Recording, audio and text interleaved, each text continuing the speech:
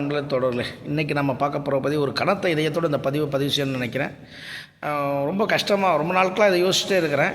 அதாவது இன்றைக்கி நம்ம தவிர்க்க முடியாத விஷயங்களில் உணவு உடை எந்த அளவுக்கு முக்கியம், அதுபோல் இந்த செல்ஃபோனுங்கிறது இன்றைக்கி நம்மளால் தவிர்க்க முடியாத ஒரு அசுரனாக ஒரு கொடிய அரக்கனாக இன்றைக்கி நம்மள இருந்திருக்கு. இன்றைக்கி இப்போ பிறந்த குழந்தையிலேருந்து பெரிய குழந்தை வரைக்கும் பெரியவங்க வரைக்கும் எல்லாருமே செல்ஃபோன் தவிர்க்க முடியாத ஒரு விஷயம். செல்ஃபோன் நல்ல விஷயங்களுக்கும் பயன்படுது, நிறைய கெட்ட விஷயங்களுக்கும் பயன்படுது. இன்றைக்கி இருக்கிற ஜென்ரேஷன், இன்றைக்கி இருக்கக்கூடிய கலாச்சாரம், இன்றைக்கி வளர்ந்துக்கூடிய குழந்தைகள் செல்ஃபோன்ன்றது அத்தியாவசியம் பண்ணிட்டோம். ஸ்கூல்களிலே ஆன்லைனில் போய் அதை பாருங்கள் இதை பாருங்கன்னு சொல்லி செல்ஃபோன் தவிர்க்க முடியாத ஒரு பொருளாய் ஆகிவிட்டது.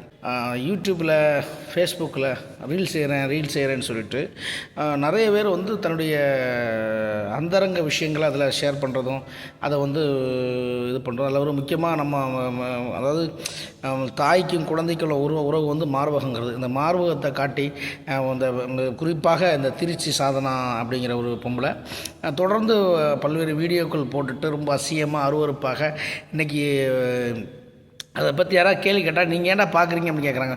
சாதாரணமாக நம்ம ஒரு இது திறந்தாலே அதுதான் வருது. இப்படிங்கிற மாதிரி இருக்கும்போது யூடியூப்பில் ஒரு படிப்பு சம்மந்தமாக சர்ச் பண்ணால் கூட இவங்களுடைய வீடியோக்கள் தான் தொடர்ந்து முன்னிலைப்படுத்தப்பட்டு வருது.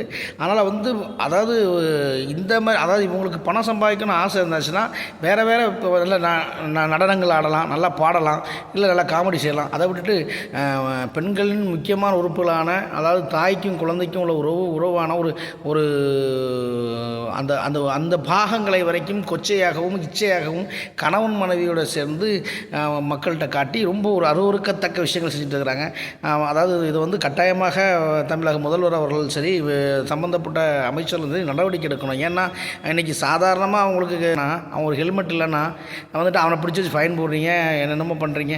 சாதாரண ₹1 திருடனை பிடிச்சி வச்சு நொங்கு புடைக்கிறீங்க. ஆனால் இந்தமாரி அருவருக்கத்தக்க விஷயங்கள், ஆபாச விஷயங்களை தொடர்ந்து பண்ணிகிட்டு இருக்கவங்கள காவல்துறையும் சரி, அரசாங்கம் சரி எந்த நடவடிக்கை ஏன் எடுக்கலை அப்படிங்கிற ஒரு புரியாத புதிராக இருக்குது. நீங்கள் அண்டை நாட்டு கலாச்சாரங்கள் போய் நீங்கள் தமிழகத்தில் இருக்கக்கூடிய குறைந்தபட்ச கலாச்சாரத்தையும் சீரழிச்சிட்டு இருக்கக்கூடிய இவங்களை இன்றைக்கி சினிமா துறையும் தூக்கி வச்சு கொண்டாடுற ஒரு கேவலமான அருவருக்கத்தக்க சூழ்நிலை வந்திருக்கு. அப்போ நாளைக்கு இவங்களால் என்ன ஆகுதுன்னா, வரக்கூடிய ஜென்ரேஷன்ஸ் இது இப்படி நம்ம டான்ஸ் பண்ணால் இப்போ நல்ல வியூஸ் கிடைக்கும், நிறைய ஃபாலோவர்ஸ் வருவாங்க அப்படின்னு சொல்லிட்டு இந்த இந்த கண்ட இந்த மாதிரி பண்ணுற இவங்களெல்லாம் வச்சு அந்த மாதிரி ஆட்களெல்லாம் உடனடியாக அரசு நடவடிக்கை எடுக்கணும். இதுக்கு முன்னாடி நம்ம ஒரு வீடியோ போட்டிருந்தோம். ரவுடி பேபி சூர்யா, ஜிபி முத்து இவங்க மாதிரி ஆட்கள்லாம் இந்த மாதிரி தவறுதலாக பாலின இச்சைகள் தூண்டும் முறையும் இளைஞருடைய மனசை கெடுக்கும் முடியுமாக பல்வேறு வீடியோக்கள் போடுறாங்கன்னா அந்த டைமில் அவங்க மேலே நடவடிக்கைலாம் எடுத்தாங்க. ரவுடி பேபி சூர்யா மேலாம் நடவடிக்கை எடுத்தாங்க.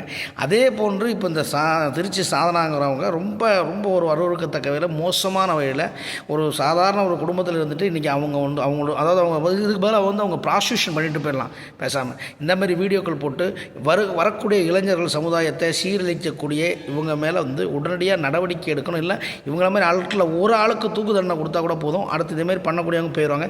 பண்ணுங்க, சமூக வலைதளங்களை நல்ல விஷயங்களுக்கு பயன்படுத்துங்க, நல்ல டான்ஸ் ஆடுங்க, கலை நிகழ்ச்சி பண்ணுங்கள், பாடுங்க, ஓவியம் வரையுங்க, நடனம், என்ன நம்ம கராத்தே இருக்குது, எவ்வளோ முன்னேற்ற விஷயங்கள் இருக்குது. உங்களுடைய மார்பகங்களையும் அருவருக்கத்தக்க விஷயங்களையும் பேசியோ உங்கள் கணவன் நடக்கக்கூடிய விஷயங்களை நீங்கள் போடும்போது இது நாங்கள் விரும்பி பார்க்கலனாலுமே குழந்தைகள் வேறு ஏதாவது சர்ச் பண்ணும்போது ஆட்டோமேட்டிக்கலாக இதை உட்காந்து பார்த்துட்டு இருக்கிறாங்க.